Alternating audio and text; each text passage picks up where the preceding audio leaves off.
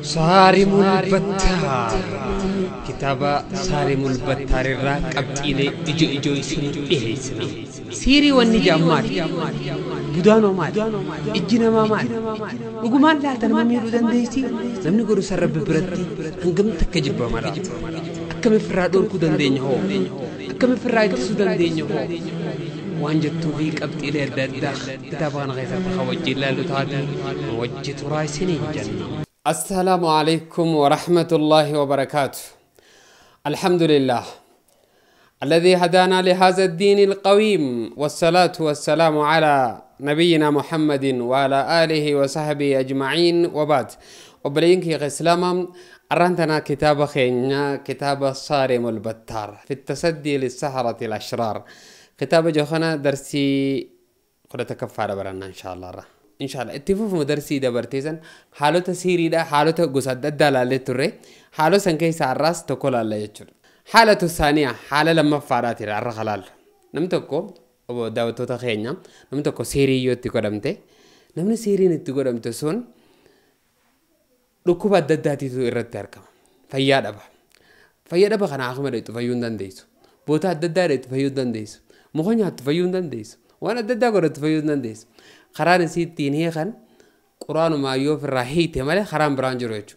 ركوب عمري وجنجرات يوفر ماني غير قرآن خنا ربي سفرود بعده عمري ركوب ستاجرات نما يدوجرا أبان خيبران إيجاني بفرر راس ما ركوبا خجان الردون ثاني سيري أوجوا والكابتو يو سيري نتقول أم تنامني تكوني ركوب ستاجو أكما درسي مدرا خيستي سني في ما ترى نم تكو سيري يتقول أم ده عمري ساقوتو ركوب ستاجو دندها يو قرآن أم فيسو يو قرآن والآنو باتن نمتيسون ركوبساتها تهيا فيجو أكمل ركوبساتها إنن نمتيجا سيري برا كاني قرآن سنتو جنني تيرك جنني سني كيسة تهيا ركوبسا جنني تون هاخمر قرآن فيجو وانتو تددات هنا مركز هيجو نمتيجو يوغا قرآن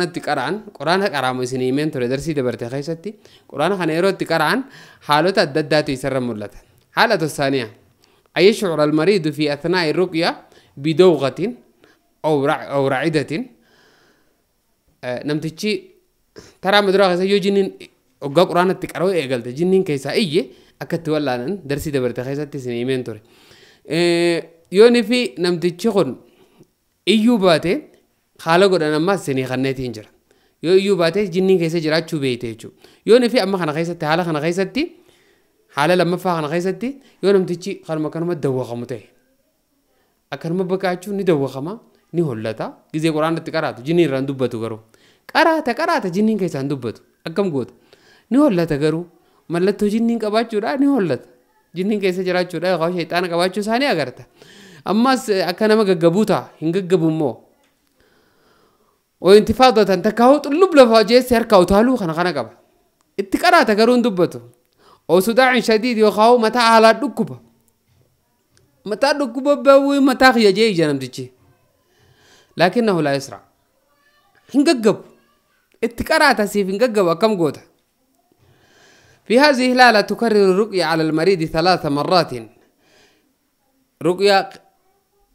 آياته تقرأته خنين سينجي سنقص ديرة الديبتا آياته تقرأته جي خنين سيخن نجرا آياته سنقص ديرة الديبتا فإن سرع عيوني في ججبت تعامله كما في حالة الأولى أكما حالة دراغ يسقط سينجي نسان قوته يوني في خججبته ججبه إساسا نرتي أكا حالة دراغ يسقط سينجي نسان أكس قوته وإن لم يسرع يون ججبين ولكن بدأ الرعد والصداع يخفيا نهولتا متى نركو بجا نركو بساتاس هو بدأ تكرات بجيجي نشينكتا قرو هنججبه ويهداني فقر عليه اتكاري وقاخنا دوب الرقية عدة أيام قويا ليه هنجتك كاف بروس خوجين اتكاري افتانس خوجين اتكاري قويا ليه هنجتك كاف فسيشفى بإذن الله تعالى قويا ليه هنجتك كوغا كست الديبتات اتكاراته نفجأ الردو نما قرآن اتكاري وقا جان قرآن نخون هدو دوارا قرو كنت دوارا أكاتا حجون إسا نوهي من كان يوغوته فايدة قد قبا هفجو باته يرون دو اتكاراته الردو نما قزبتك اتكاري ديسا أكسنتو فإن لم يتم الشفاء tatba'ulaati akka yooni fi namtichi kun itti qaraateeni sin fayyi maal goota haala asii gadii kan hordofta akki gootu tusajjilu lahu suurata saaffaat kaamila suuratu saaffaat guutuu isaa waraabdaaf marratan waahidatan wa ayatal kursi ayatal kursi yeroo hedduu irra deddeebitee miimoorii irra waraabdaaf yeroo amma gaafaasin hin jiru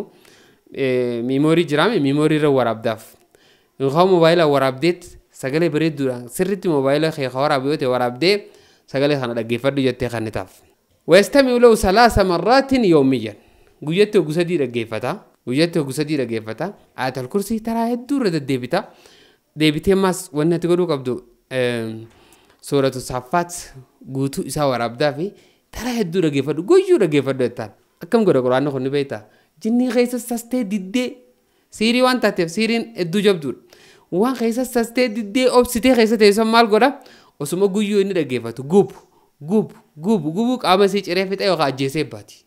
yookaan jinniin keessa hirsan maal taate osuma gubattu laaffattee bututtooti laaffattee akka malee taate wayita isiin laaffattee tarma takka quraanatti qaraanaa achi booda bahee jetteetuma baati ta duraan akkasitti keessatti obsitee teessu jabduu taatee jirtu sun arra quraanni kun maal godha cafaqee baatii takka hoggaa akkasitti namtichi kun quraana kana dhaggeeffate yookaan torbaan guutuu hoggaa inni akkasitti dhaggeeffate guyyatti hoggu sadii akkasitti dhaggeeffate khalas yookaan odoo atuu dhuftee lammadatti hin qaraane keessaa kotti yookaan yeroo lammadatti qaraatu san isii laaffatte ta quraana dura dhaabbachuu hin dandeenye ta bututtoyte tanatti qaraata bayyatteeniituma baasta jechuudha siiriin namticha sirraa karaa hiikkattuun jinnicha kana wajji wal mari'attee yoo siiriin itti jiraatte baasta jechuudha siirii sanis bakka jirtu baasisiifte jechuudha yuhaafizu wanni ati gootu lammaffaan yoo akkasitti inni kan baana jee calchii keessa ta'e kan dubbanne ta'e wanni namticha ajajju lammada irratti quraana kana eega kanniteef salaata shanan akka inni tiifatu jamaa irratti sheeyxaanni kun akka salaatul jamaa dheexxunfadhu ni guba masgiida dheexxee gisee quraana dhaggeeffatu masgiiduma ol seenuu kanaafuu ni gubata ni laaffata akka inni salaatan dhiifne goota يقول بعد صلاة الفجر إيجا صلاة فجر أماس قبل سدفار وانا تخني توفنسيم وقا صلاة فجر بود دعايتنا كأني جو يمتاف لا إله إلا الله وحده لا شريك له له الملك وله الحمد وهو على كل شيء قدير أبدا ما يحفظ دعايتنا شيطان كان جبا شيطان كان قبدي لا إله إلا الله وحده لا شريك له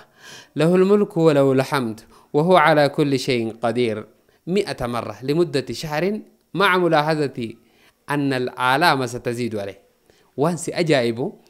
نمت جنين الرادو بچو دي خيسة سستي خيسة دي خنا آيتا خنا هقو جتش خنا دعايتا هقو إبا غنمو كاكاروا ججا نمتجا هقو إبا كني آيتا جتش خنا دعايتا نكاروا غنمو هقو إبا ويتا إني هقو إبا خنا كاروا نقوبتا نمتجي نلالتا لالات ترقيا ما خنا مكاروا خناتو cinqamuutti dhagayam rakkinaatti dhagayam hanga torbaan lama baatii takka akkasi qaraanaan guyyaa 15 yeroo gee laalaan san irraa laaffachaa deemti jinniin keessa yeroo san akkam taate jechuudha laaffatte jechuudha odumatti qara oduma jecha kana du'aa itti qara laaffataa deemti jechuudha zikrii tana godhu jinniin keessa yeroo san bututtaawaa deemti summa تخف تدريجيا في نهاية الشهر يكون قد انتهى باتي يروغو يوخاو جني سفرا دبته خيزا خطه يوخاو يكتسيرين ساسا لعلم عند ذلك ستقرأ عليه فلا يشعر بشيء رفتي وقات التقراتو غنا واتكم بيخو إن شاء الله تعالى واتك يستن دقما لالان دران چنقتون ايجون غغبون ايجون دوخان سكس غودسن وني تكرن هولچون من چنقچون نگزي درو غاف درات تقراتو چنقچو مقفاسن انجرتو رو ني تكنجر باتي تكبودچو ثم تعامله كما ذكرنا في حالة الأولى أتشبه دا يوجين خيس جروسا لافتة جراتي خدوبة تي يوخن ديمين تي باتي كتي تاني يوخن كتين تي جنيتشي أكو مدرسة نت إنه لافتة جرا رفيسة تيازوا أتشبه دا نتكراتي باستا عادي رافوتي أكا حالة دراسة حالة دراسة إنكاراسة ستيبي دراني جرامي ستيبي دراسة نكتي باستا سنيمين توري أكا ستيبي دراسة نباستا يجو عادي نايتي أكا غانا تندي بين عادي سنسفتي bakka seeriin jirtu baasisiiftee bakka seeriin jiru gaafattee akka seeriitti yoo gaafattee heesisiiftee addina itti baasta jechuudha. Kun haala kanaan dhufata yoo nufi namtichi maal ta'e kun yoo namtichi hollachuumaa fi kan dubbanne ta'ee fi cinqachuu fi mataan dhukkubuu fi ujee iyyuu fi kanuma malee qasiyalaan dubbanne jennichisu yoo ta'u ta'e bifa kana fayyadamuudhaan akka inni karaarraa maqu taasifta jechuudha. Kuni haala meeqaffaadha? Haala lammaffaadha jechuudha. Yoo haali lammaffaa kana keessatti irraan sii deebi'ee dhaggeeffadha. Yoo inni akkasitti didu ta'e tokkoffaa suuratu saaffaatti laal. Wanni ati gootuuf yoo inni akkasitti didu ta'e suuratu saaffaat guutuu isaa waraabdaaf aayatul kursii irratti deebitee waraabdeetii fi guyyatti hoggu sadii akka dhaggeeffatu ajajja. Baatii takkaaf. Lammaffaa salaatul jamaa kan dhiifnee ajajja. Cunfaan waan qaraane kanaa jechuudha. Salaatul jamaa gisee hundi akka salaatu ajajja. Kunis waan shayxaana guburraa waan ta'eef. Sadaffaa salaata fajrii boodaan laa ilaaha illallah wahdahu laa shariika lah lahul mulku wa lahul hamd wa huwa alaa kulli shay'in qadiir. Du'aa'ii tana hoggu dhibba takka ganama akka qara'u ajajja. Yeroo qara'u immoo ni gubata. Hanga guyyaa 15tti hedduu isa rakkisti. Bifa kanaanii dhumarratti irraa dhumti jechuudha. Seereen tun irraa dhumti jechuudha. Jinnichi guyyumatti qaraatuun kan dubbanne ta'e haala kana goota jechuudha. Haalli itti aanu maal fakkaata? Inshallah darsiitti aanu keessa kan laallu ta'a. Salaamu alaikum warahmatullahi wabarakatuh.